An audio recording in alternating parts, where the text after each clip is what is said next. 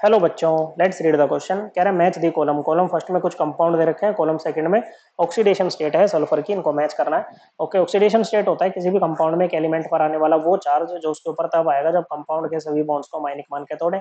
Sulphur का वैलेंशियल configuration होता है 3s2 3p4, 6 इलेक्ट्रॉन है वैलेंशियल में। मतलब ये बॉन्डिंग में कितने इलेक्ट्रॉन भेज सकता है बच्चों? 6 इलेक्ट्रॉन भेज सकता है। ओके, तो इसका मैक्सिमम ऑक्सीडेशन स्टेट आएगा +6। ओके बच्चों, क्या आएगा?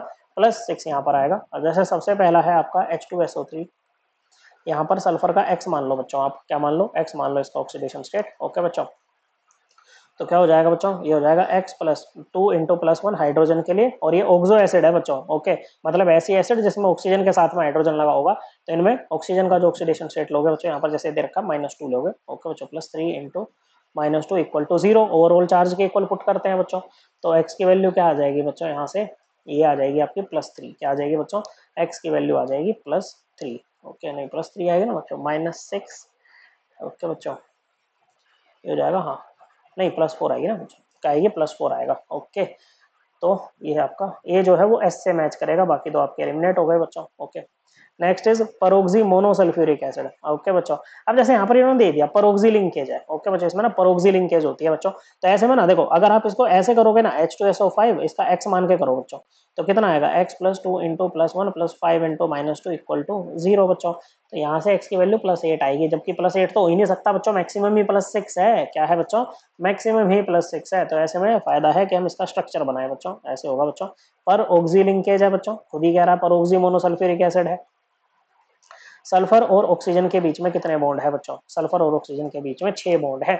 कौन ज्यादा इलेक्ट्रोनेगेटिव, ऑक्सीजन के सल्फर? ऑक्सीजन। तो इन बॉन्ड्स को जब आयनिक मान के तोड़ोगे ना, तो ऑक्सीजन नेगेटिव चार्ज रखेगा और सल्फर पे पॉजिटिव चार्ज आएगा। 6 बॉन्ड टूटेंगे तो 6 यूनिट का पॉजिटिव चार्ज आएगा बच्चों।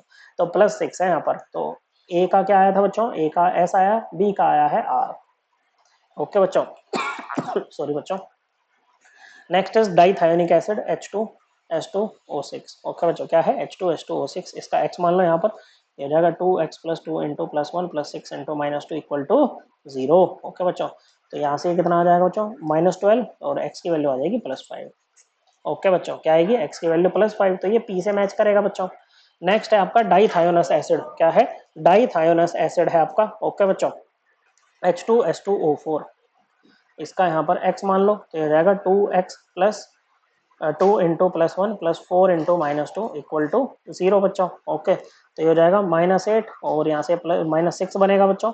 तो x की वैल्यू आ जाएगी +3, तो ये q से मैच करेगा बच्चों। सो ओके बच्चों, तो a का s, ओके बच्चों, यहाँ पर भी है वो, तो b का r क्या आएगा? b का r यहाँ पर भी है, c का p रखना है, तो हमारा आंसर ऑप्शन 3 हो जाएगा, और d का q। Correct answer option 3। और बच्चों, ये जो कंसेप्ट है ऑक्सीडेशन स्टेट का, ये हम अपनी क्लास 11th की एनसीईआरटी से भी रेफर कर सकते हैं। Chapter 8 redox reaction, page number 260। I hope आपको एकदम क्लियर हो गया होगा। थैंक यू बच्चों।